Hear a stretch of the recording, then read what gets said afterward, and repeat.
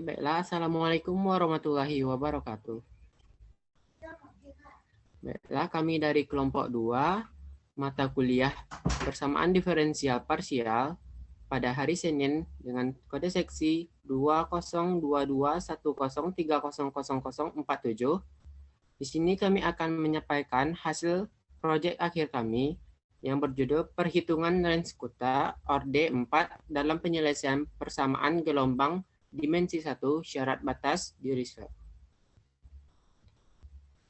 Sebelum itu, izinkan kami memperkenalkan diri terlebih dahulu, yang mana anggota kelompoknya adalah Aisyah, Trisanti Nurul Hayatullah, Saputri Julida, Nova Anggraini, Mahesa Aprilia, Fiora Rosa Safitri, dan Muhammad Fadilah. Di sini kami akan membahas 4 pokok materi. Yang pertama, metode. Yang kedua, pembahasan. Yang ketiga, simulasi MATLAB. Dan yang keempat, kesimpulan. Nah, sebelum masuk ke dalam pokok materi, saya akan membacakan pengantar terlebih dahulu, yaitu masalah yang diteliti dalam penelitian ini adalah pergerakan simpangan pada persamaan gelombang dimensi 1 pada tali yang diberikan nilai simpangan awal yang diselesaikan secara analitik menggunakan separasi variabel dan numerik menggunakan pendekatan metode range kuta orde 4. Selanjutnya untuk metode akan dijelaskan oleh Uni Fiora. Pada Uni dipersilakan. Baik, terima kasih. Lanjut pada metode yaitu pemisah variabel dan range kuta orde keempat. Yang mana pemisah variabelnya yaitu metode pemisah variabel atau separasi variabel adalah teknik untuk menyelesaikan beberapa tipe dari persamaan diferensial parsial. Misalnya solusi U, X, T, diferensial parsial. Untuk menentukan solusi U, X, T bisa ditulis dengan U, X, T sama dengan X besar dikali X dikali T besar dikali T. Selanjutnya dilakukan substitusi dari bentuk tersebut ke persamaan diferensial. Dengan cara ini akan dihasilkan solusi persamaan untuk persamaan diferensial parsial. Lanjut.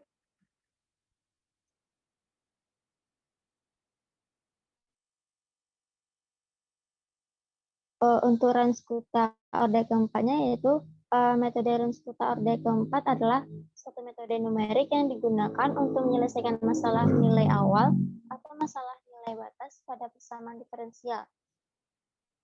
Diferensial linear ataupun non-linear.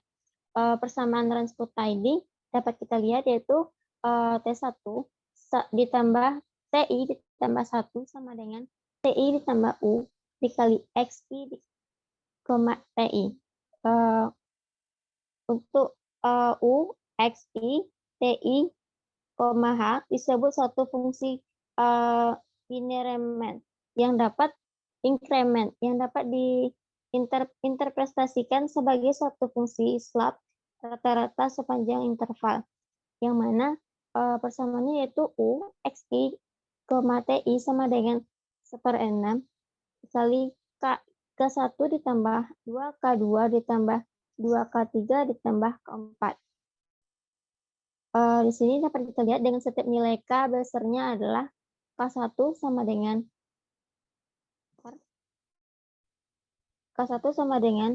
F, XI, TI, dan K2-nya sama dengan F, XI ditambah 1/2H, TI ditambah 1/2KI, K1H, dan yang ketiganya yaitu sama dengan F, XI ditambah 1/2H, TI ditambah 1/2K2H, dan untuk K4-nya yaitu sama dengan F, XI ditambah H, TI ditambah K3H.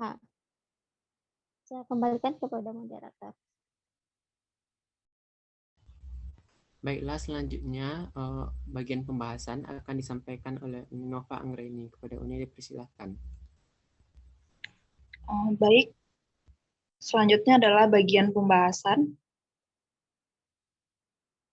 Sebelumnya perhatikan gambar 1 yakni mengenai gelombang tali diikat pada kedua ujung.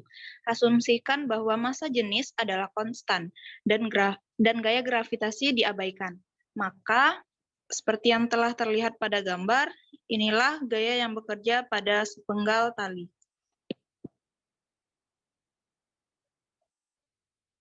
Oke. Berdasarkan gambar 2, pada ujung X sama dengan X0, bekerja gaya tegangan tali, di mana itu T0 yang membentuk sudut alfa terhadap sumbu datar, dan pada ujung X sama dengan X1, bekerja gaya tegangan T1 yang membentuk sudut beta terhadap sumbu datar, dan berlaku T0 cos alfa sama dengan T1 cos beta dan dinamakan dengan tegangan tali T, maka diperoleh T0 cos alfa sama dengan T1 cos beta sama dengan T. Sedangkan gaya yang bekerja pada sumbu tega adalah hukum Newton. Sehingga T1 sin beta dikurang T0 sin alfa dikurang rho dikali X1 dikurang X0. Kemudian turunan kedua U terhadap T. Rho menyatakan rapat massa tali dan U menyatakan simpangan tali. Dengan membagi semua suku pada persamaan 4 dengan T maka diperoleh T1 sin beta per T1 cos beta dikurang T1 sin alfa dibagi T1 cos alfa dikurang rho per T dikali delta X dikali turunan kedua dari U terhadap T. Kemudian tan beta dikurang tan alfa sama dengan rho per T dikali delta X dikali dengan turunan kedua U terhadap T. Karena tan theta sama dengan turunan U terhadap X, maka turunan U terhadap X yang merupakan X1 sama dengan turunan U terhadap X, X0 sama dengan rho per T dikali delta X dikali dengan turunan kedua U terhadap T.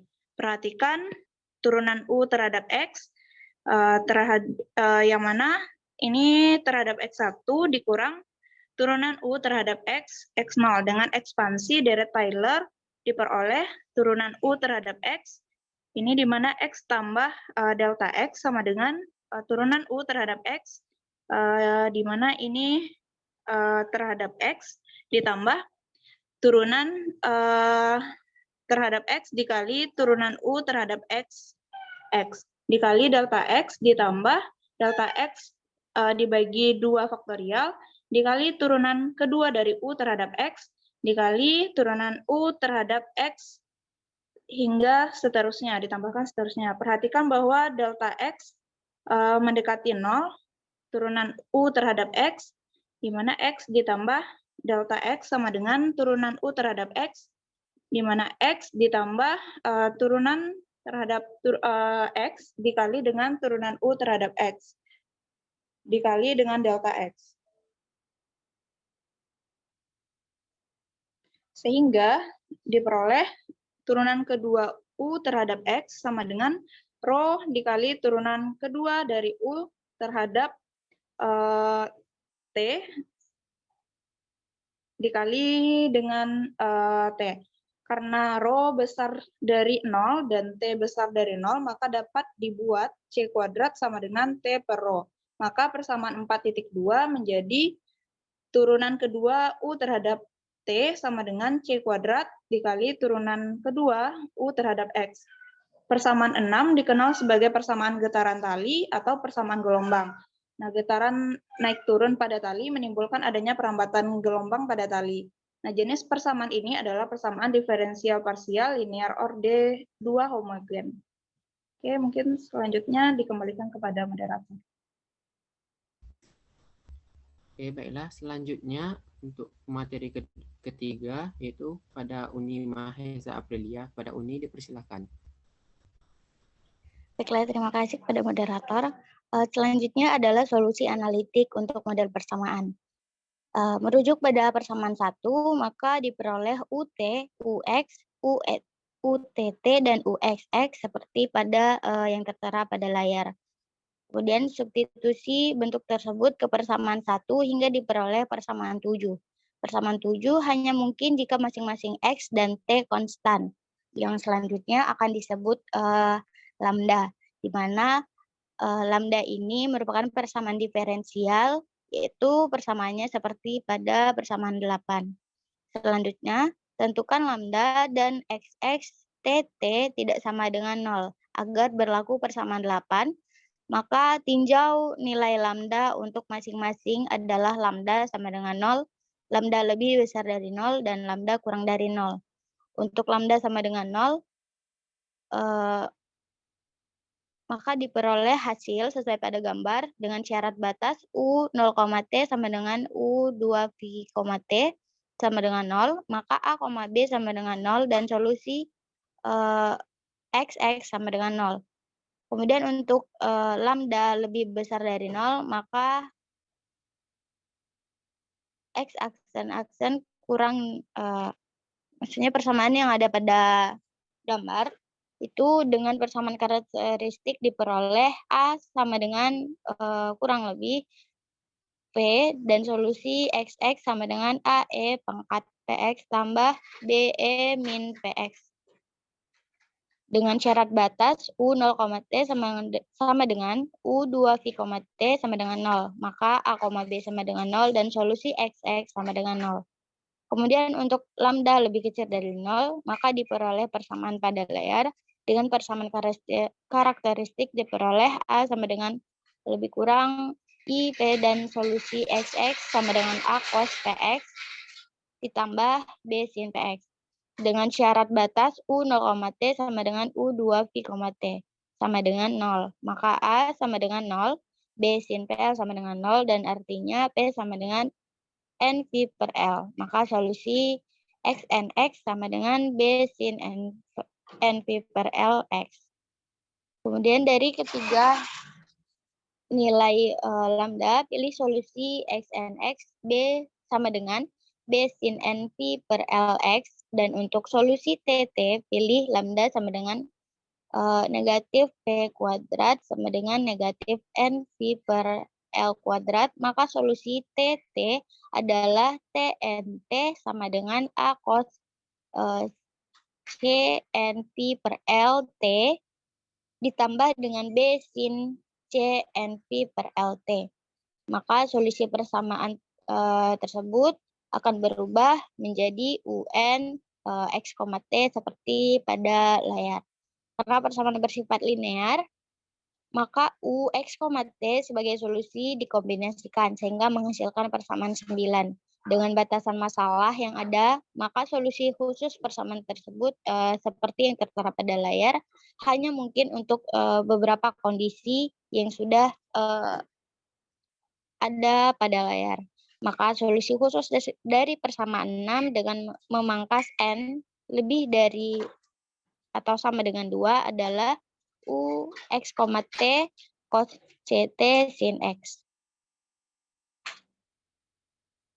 Persamaan 6 merupakan persamaan diferensial linear orde 2. Agar dapat diselesaikan dengan menggunakan skema metode Runge-Kutta orde 4, maka persamaan 6 direduksi menjadi sistem persamaan diferensial linear orde 1 dengan memisalkan V dan dV per dt sama dengan seperti pada gambar. Dengan demikian, persamaan 6 direduksi menjadi sistem persamaan diferensial 10A dan 10B. Mungkin itu dari saya, dikembalikan pada moderator. Oke, baiklah. Untuk slide selanjutnya akan dijelaskan oleh Aisyah. Pada Aisyah dipersilakan. Terima kasih moderator. Selanjutnya itu diskritasi model persamaan. U adalah fungsi yang bergantung pada X dan T menggunakan formula dari Taylor. Akan dikonstruksi turunan parsial U terhadap X. Dalam skema numerik, variabel X dipartisi menjadi diskrit yang disebut dengan grid, yaitu X1, X2 sampai dengan Xn. Dan T dipartisi pada level 0, yaitu sama dengan T0 sampai dengan Tm. Jika delta X diasumsikan konstan dan Xi plus 1 itu sama dengan Xi ditambah delta X, maka persamaan dari 10A dan 10B yang telah dijelaskan sebelumnya, maka itu menjadi yaitu du per dot T itu sama dengan Nah, di sini kita sebut dengan persamaan 11A. Nah, selanjutnya dV per dt itu sama dengan C kuadrat dan seterusnya terlihat pada layar. Dan ini kita sebut dengan persamaan 11B. Nah, selanjutnya terlihat pada layar bahwa ini merupakan suatu flowchart dari algoritma program permasalahan kita. Nah, di sini dapat dilihat, di sini kita mulai dan kita masukkan di mana beri nilai parameter, langkah waktu, dan alokasi memori. Nah, di sini kita misalkan yaitu inisialisasikan, kita proses untuk Y-nya sama dengan 2, yaitu sama dengan NT, untuk I sama dengan 2, NX dikurang 1. Nah, di sini terdapat dua pilihan, yaitu J sama dengan NT, I sama dengan NX dikurang 1. Nah, di sini apabila ya, maka kita akan mengoutputkan print C, U. Nah, selanjutnya yaitu plot X, U, dan seterusnya. Saya kembalikan kepada moderator. Baiklah, untuk slide selanjutnya akan dijelaskan oleh Saputri Jelida. Kepada Saputri dipersilahkan. Baik, terima kasih kepada moderator. Selanjutnya saya akan menjelaskan mengenai skema metode Runkuta orde 4. Nah, hasil reduksi persamaan gelombang 1D akan menjadi sebuah sistem persamaan diferensial di mana masing-masing dari persamaan berupa persamaan biasa linear orde pertama. Maka dengan skema metode Runkuta orde 4, akan diperoleh fungsi increment untuk masing-masing persamaan. Hal ini dikarenakan metode Runkuta orde 4 itu menghitung nilai pada saat turunan pertama. Maka dengan itu diperoleh dua buah fungsi increment sebagai berikut, di mana UI ditambah 1 itu sama dengan UI ditambah delta T per 6 dan seterusnya, dan juga untuk VI ditambah 1 itu sama dengan VI ditambah delta T per 6 dan seterusnya. Maka dengan setiap nilai K dan L itu besarnya adalah KIU sama dengan VI dan L1V sama dengan C kuadrat UI tambah 1 pangkat N dikurang 2 UIN ditambah UI dikurang 1 pangkat N per delta X kuadrat. Begitupun seterusnya untuk nilai K2U, L2V, K3U, L3V, K4U, dan juga L4V. Nah, untuk syarat batas yang digunakan untuk simulasi dalam penelitian ini adalah syarat batas Dirichlet, di mana U itu dalam selang 0 sampai T, sama dengan U, 2pi, T sama dengan 0, dengan delta X itu sama dengan pi per 10, dan delta T itu sama dengan 0,1. Oke, selanjutnya yaitu simulasi MATLAB dalam skema ini. Simulasi pada MATLAB ini dilakukan dengan cara mengganti nilai parameter C dan juga diverifikasi atau dipilih yang paling mendekati solusi analitiknya pada solusi separasi variabel. Nah, pada gambar yang pertama, itu parameter C yang dipilih adalah sebesar 0,5 atau T sama dengan 0,5 second, sehingga mendekati solusi pendekatan numerik yang dekat dengan solusi analitiknya. Dengan menggunakan langkah waktu yang kedua, yaitu delta T sama dengan 0,01 pada saat T sama dengan 0,5, solusi pendekatan numerik masih dengan solusi analitiknya. Nah, bisa kita lihat pada gambar yang telah tertera dalam slide PowerPoint tersebut. Selanjutnya, saya kembalikan kepada moderator. Baiklah, untuk slide selanjutnya akan dijelaskan oleh Trisanti Nurul Yaitua. Pada Santi dipersilahkan. Baiklah, terima kasih moderator. Selanjutnya penjelasan simulasi MATLAB. Tabel 1 yang merupakan perbandingan RSME dengan nilai T yang berbeda antara solusi analitik dan solusi numerik dengan metode Runkuta orde 4. Di mana dengan dapat kita lihat saat T-nya 0,5 maka RMSE-nya 0,0197. Dan T-nya 0,75, maka RMSE-nya 0,0461, dan untuk T-nya 1, maka RMSE-nya 0,0814. Nah, untuk pengaruh parameter C, di mana yaitu hasil simulasi pengaruh parameter C menghasilkan bahwa pengaruh parameter C mempengaruhi besarnya dari simpangan gelombangnya. Jadi, semakin besar nilai parameter C, maka simpangan gelombangnya akan semakin mengecil. Yang kedua, hasil simulasi pengaruh parameter C dengan solusi analitik yang dihasilkan dengan metode separasi variabel menghasilkan bahwa pengaruh parameter C memengaruhi galat dari solusi pendekatan numerik yang dihasilkan dengan skema metode Runge-Kutta Orde 4 yang terlihat pada gambar 8. Selanjutnya, semakin besar nilai parameter C, maka akan mengakibatkan solusi pendekatannya akan jauh dengan solusi analitiknya, sehingga simpangan gelombangnya akan semakin kecil dan menyebabkan nilai galatnya akan besar. Baiklah, saya kembalikan kepada moderator. Baiklah, terima kasih. Nah, dari beberapa paparan penjelasan dari teman-teman tadi, maka dapat kita tarik kesimpulan, yaitu yang pertama, penyelesaian persamaan gelombang dimensi 1 secara analitik dengan menggunakan metode separasi variabel dengan batasan masalah yang ada menghasilkan solusi khusus dengan memangkas n besar sama 2, yaitu U x, T sama dengan cos CT sin X. Kemudian, penyelesaian persamaan gelombang dimensi 1 secara numerik dengan menggunakan metode Runge-Kutta Orde 4 dengan batasan masalah yang ada menghasilkan hasil simulasi MATLAB terbaik dengan parameter C sama dengan 0,5 dan langkah waktu delta T sama dengan 0,01 serta interval waktu T besar sama 0 kecil sama 1 yang menghasilkan pendekatan numerik yang dekat dengan solusi analitiknya sampai pada T sama dengan 1 sekon. Terakhir, pengaruh parameter C memengaruhi besarnya dari simpangan gelombangnya. Jadi, semakin besar nilai parameter C, maka simpangan gelombangnya akan semakin kecil. Begitu juga sebaliknya. Baiklah, sekian hasil presentasi dari kelompok 2. Apabila ada salah dan janggal, kami mohon maaf. Wabillahi taufiq wal hidayah. Wassalamualaikum warahmatullahi wabarakatuh.